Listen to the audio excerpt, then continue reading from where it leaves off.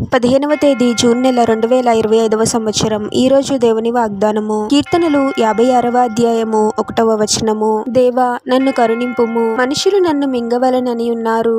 దినమెల్లా వారు పోరాడుచు నన్ను బాధించుచున్నారు. సహోదరి సహోదరులారా, మనం ఎంత నీతిగా న్యాయంగా జీవిస్తూ ఉన్నప్పటికీ కొంతమంది మనల్ని ఏదొక విధంగా బాధ పెట్టాలి అని వారి మాటల ద్వారా క్రియల ద్వారా మనల్ని బలహీనపరుస్తూ ఉంటారు. ఎప్పుడు మనకు కీడు చేయాలని ప్రయత్నిస్తూ ఉంటారు. కానీ మన ప్రభు మనకు తోడుగా ఉంటే ఎవరు మనల్ని ఏమీ చేయలేరు. ఎన్ని రకాల ప్రయత్నాలు చేసినా అవన్నీ విఫలమే అవుతాయి, కానీ సఫలము అవ్వవు. ప్రభు మన పక్షాన ఉంటే మన తరఫున ప్రభువే మన విరోధులతో యుద్ధం చేస్తాడు. ఎవరు ఎన్ని రకాలుగా మనకు కీడు చేయాలని ప్రయత్నించినప్పటికీ ప్రతి కీడు చేయకూడదు, కానీ ప్రభు సన్నిధిలో ప్రార్థించడం నేర్చుకోవాలి. మనకి కీడు చేయాలని వారు ఎన్ని ప్రయత్నాలు చేసినప్పటికీ ప్రభు మన పక్షాన ఉండి మనల్ని అన్ని కీడుల నుండి కాపాడుతాడు. ప్రార్థన.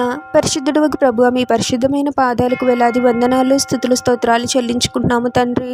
మరొక నూతన దినంలోనికి మమ్మల్ని క్షేమంగా ప్రవేశింపచేసిన దేవా, మీకే స్తోత్రం ప్రభువా. మాకు విరోధంగా ఎవరెవరు ఉన్నారో, ఎవరెవరు మాకు కీడు చేయాలని ప్రయత్నిస్తూ ఉన్నారో మాకైతే తెలియదు, కానీ అన్ని ఎరిగిన దేవుడవు తండ్రి. ఇతరులు మాకు కీడు చేశారు అని మేము ఇతరులకు కీడు చేసే వారముగా ఉండకూడదు ప్రభువా. మీరు మా పక్షాన ఉంటే మాకు ఏ కీడు జరగదు తండ్రి. మీరే మాకు తోడుగా ఉండండి ప్రభువా. మాకు హాని చేయాలి అని, మమ్మల్ని బాధ పెట్టి కృంగతీయాలి అని ఎవరెవరు ఎన్ని ప్రయత్నాలు చేస్తూ ఉన్నప్పటికీ మీరే మా తరఫున వారితో యుద్ధం చేసి అన్ని కీడుల నుండి మమ్మల్ని కాపాడి మీలో శాంతి సమాధానకరమైన జీవితాన్ని జీవించే వారముగా మమ్మల్ని దీవించమని ప్రార్థనలో ఏకీభవిస్తున్న ప్రతి ఒక్కరిని పేరు పేరున దీవించి ఆశీర్వదించి అభిషేకించమని, వారు చేసే ప్రతి పనిలో మీరే వారికి తోడుగా ఉండి వారిని అన్ని కీడుల నుండి అపాయాల నుండి మీరే వారిని రక్షించమని ఈ మా మనవులన్నీ యేసుక్రీస్తు వారి పరిశుద్ధ నామంలో అడిగి వేడుకొనుచున్నాము తండ్రి. ఆమెన్.